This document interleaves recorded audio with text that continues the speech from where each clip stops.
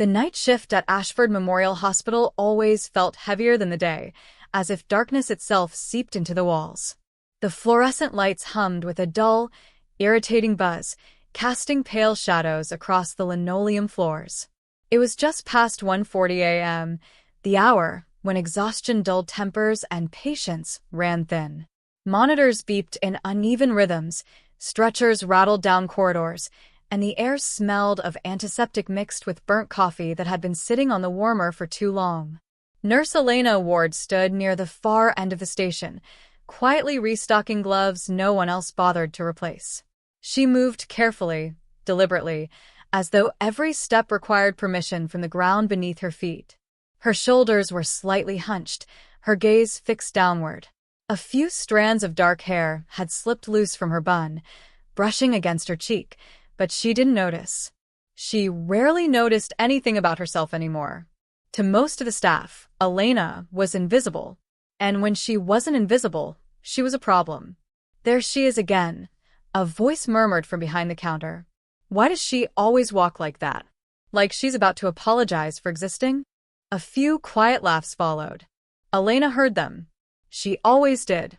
Sound carried differently to her, sharper, clearer, as if her ears were tuned to pick up whispers meant to stay hidden. But she didn't turn around. She kept placing boxes on the shelf, aligning them perfectly one by one.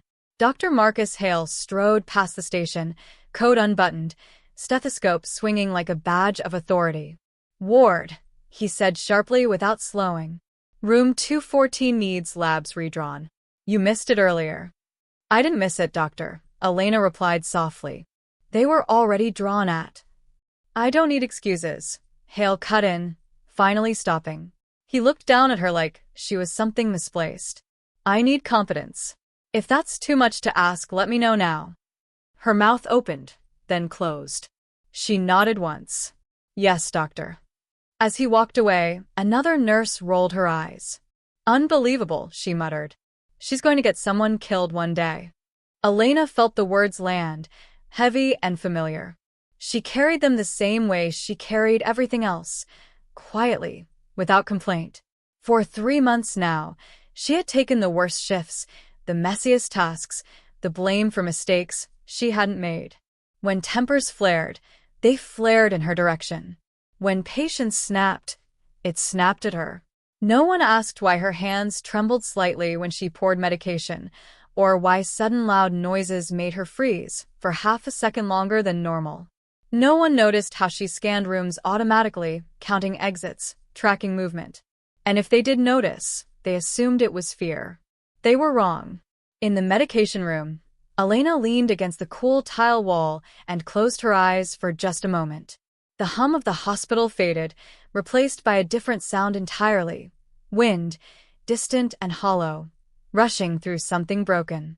Her fingers tightened unconsciously, knuckles whitening. She inhaled slowly. 1, 2, 3. When she opened her eyes, she was back. Ashford Memorial. Night shift. Nurse Elena Ward. Not the other things. Never the other things. A crash echoed from down the hall. Someone had dropped a tray. A few nurses jumped. Elena didn't. Her body stiffened, but she remained still, breath controlled, eyes alert. Only when the laughter started again did her shoulders relax. "See," one of them whispered. She didn't even flinch. "It's creepy." creepy, weak, Useless. Elena returned to the station just as a paramedic burst through the doors, shouting about incoming patients from a late-night highway collision. The energy in the ER shifted instantly. Voices rose. Phones rang. Orders flew like shrapnel. Dr. Hale clapped his hands. "All right, people, move. Ward, you're on intake cleanup. Stay out of the way." She nodded again and moved where she was told, mopping blood from the floor while others took command.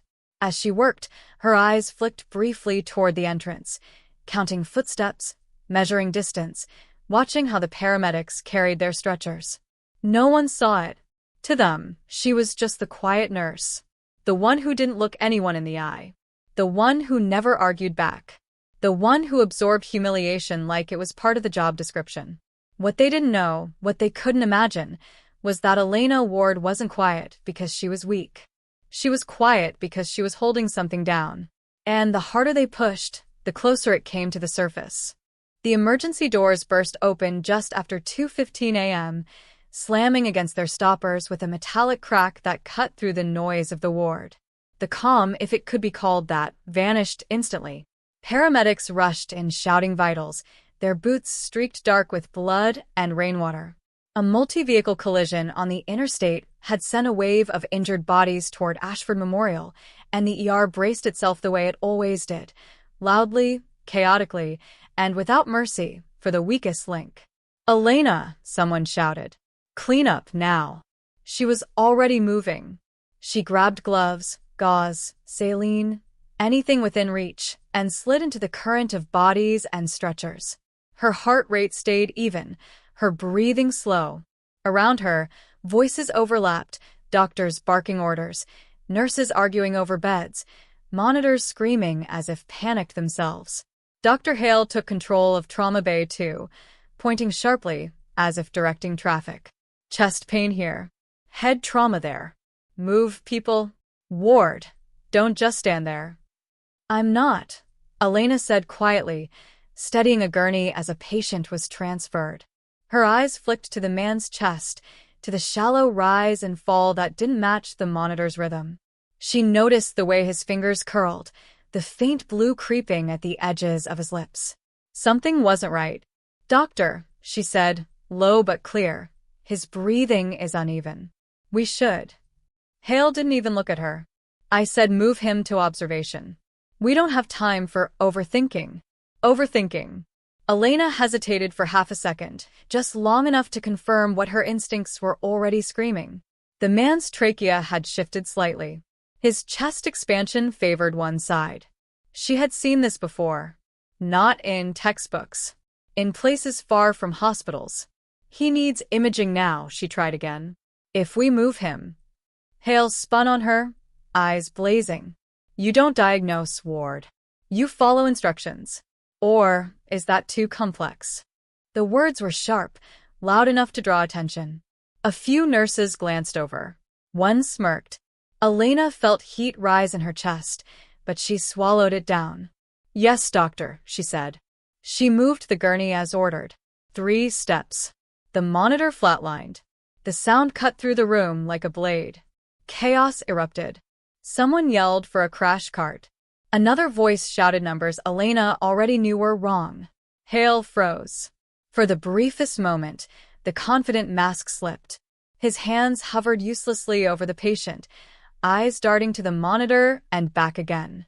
"Tube him," he snapped too late. "Get anesthesia. Now." "No time," Elena said. Her voice was different this time. Not soft. Not apologetic. Flat. Certain. Hale turned toward her, anger flaring again. "Get out of the way." Elena didn't move.